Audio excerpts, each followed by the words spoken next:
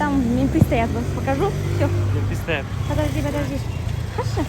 Какие оларды? Уберите.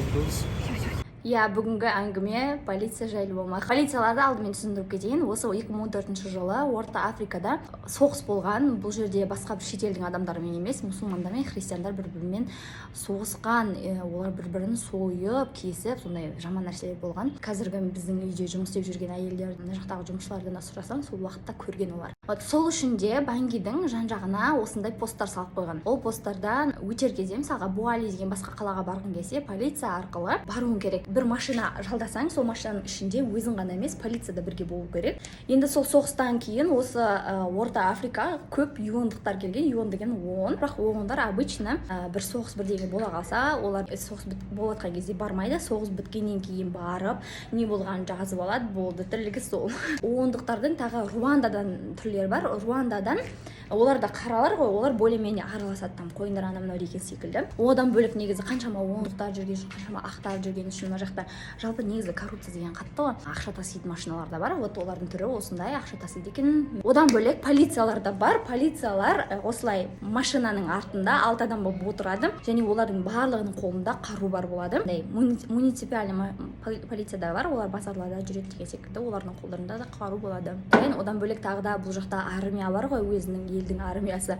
Мен видеоға түсіріп отқанда мына бір кісі қара қапты маған, о май гад. Мына топ болып отырғандар ол қаланың ішінде өздерінің посттарының жанында отыр. Мына бір жалғыз кетіп бара жатқан кісіге қараңыздар, тоже жаңағы армияның біреуі, бұның қолында тоже қару тұр, соны көрсеткім келген ғой. Одан бөлек жалпы бұл елде орыстар да көп, бағнерлер деп айтайын да, негізінде, бірақ біз олардың түрлерін көрмейміз, потому что олар маска киіп жүреді всегда. Көп африкалықтар орыстарды жақсы көреді. Алдында бір 5 Қытайды ұрлап кетті деп едім ғой, выкуп үшін.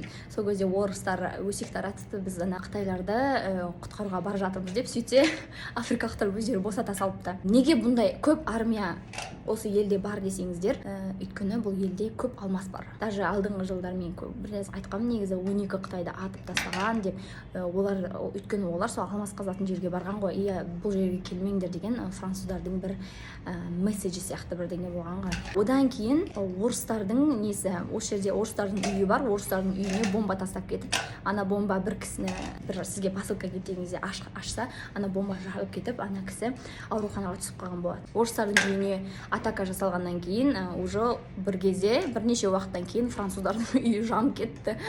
Одан кейінгі бір сақшылар деп айтайыншы, ондай түр, ол охрана. Охрана агентство бұл жақта негізі жақсы дамыған, бүкіл мемлекеттік болсын, частный орган болсын, охрананың қызметін қолданады. Бұл охраналардың машиналары осындай, олар сары киім киіп жүреді. Охрана агентство адамдарды тексеріп алады, кейбір охрананың адамдары шеттен алатын болсаң, оларға сене алмайсың да, өйткені мысалға даже Африкада тұратын басқа елдегі отбасыны естігенмін, олардың үйін ұрлап кетіпті. Охрана көмектескен екен сол жерде.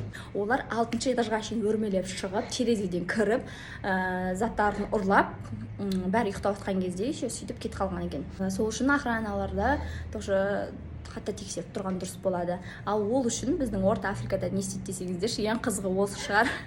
Бұл жерде охрана ретінде полицияларды да алуға болады. Бір есіктің жанында 2 охранник болса, бір полицейский болады. Мысалы, мына көріп тұрған адамдарыңыз, ол осы жердегі супермаркеттің бастығының жеке охранник полицейский. Ал мына кісі біздің охранник полицейский. Сосын енді мен айтпаған бір полицейскийдің түрі қалды. Самый деп бір оғын келетін полицейскийдің түрі, ол жолдың бойында тұратындар. Міне қараңыздаршы, осындай машинаны осылай тасып жүрсе де, миллион адам, миллион қапшық қойып қойса да, осыларға бірде-бір нәрсе айтпайды, бірақ бір ақты машинаның ішіне көріп қалса, сразу тоқтатады да, любой нәрсесіне тақалып қалады. Всегда ақша сұрап тұрады олар. Кездесіп қалса, ең жақсы құтылып кетудің жолы ол машинаның артында отыра беру, және всегда өзіңмен бірге удостоверение алып жүру. Если өзіңмен удостоверение алып жүрмесең, онда негізі түрмеге әкетіп қылу керек. Бірақ көбісі түрмеге әкетпейді, просто ақ болғаның үшін сенен ақша сұрап сөйтіп тұрады. И то ақшаны мысалға 5 мың, 10 мың демейді, олар 100 мың, 150 мың деп өтірік солай ұстап тұрады.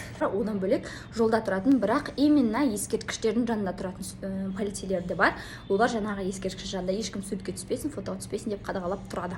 Енді менің оқиғам именно осы ескерткіштердің жанында тұратын полицейлерге байланысты. Бізде былай болды, жасауын екеуміз бір жерге барып тамақ жедік, сосын шықтық жаяу жүре қалайық деп, осы көшелердің бойында кетіп бара жатырмыз. Bir кезде орталық жаққа келдік. Мына бір ескерткіште фотоға түсейінші деп не істедім да, сосын жасауын айтты, қазір полиция көріп қойса алып қояды, ұрсады, анау мынау штраф салады бірдеңе деп. Сосын деген көрмейді олар, жоқ қой дедім да мен.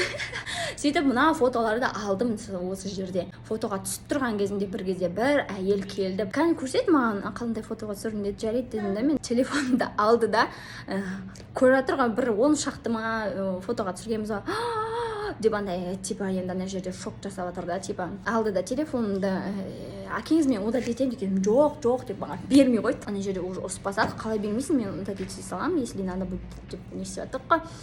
По идее, блин, ескерткіштердің жанын не святой ма соншалықты деп ойлайсың да, бірақ ол просто ақша жасау жолы. Сен әйел жүр ал ана постқа деп тура ана осы жаңа ескерткіш болса соның жанында пост бар екен да. Сол жерге бізді апарды. Сол жерде 5 шақты ма 10 шақты ма ана жерде полициялар тұрды. Бізбен енді алып кетіп қырылысып жатыр. Дариға мен қолымда жылап жатыр, осы түшем деп жылап жатыр еще. Бір кезде мен телефонымды алып қойды ғой. Удостоверением бермей қой, телефон бермей қой. Бір кезде Жасұланның да удостоверение алды сұрады да. Сөйтіп оның телефонның артында тұратын ғой, чехолдың артында. Соның телефонын бүйтіп көрсетіп еді. Оның да телефонын алып қойды. Сөйтіп екеуміздің телефонымызды алды, удостоверение алып қойды. Ана жерде қырылысып бермей кетті деп екеуміз кетіп қалдық. Ары қарай сіздер қалай болды деп ойлайсыздар?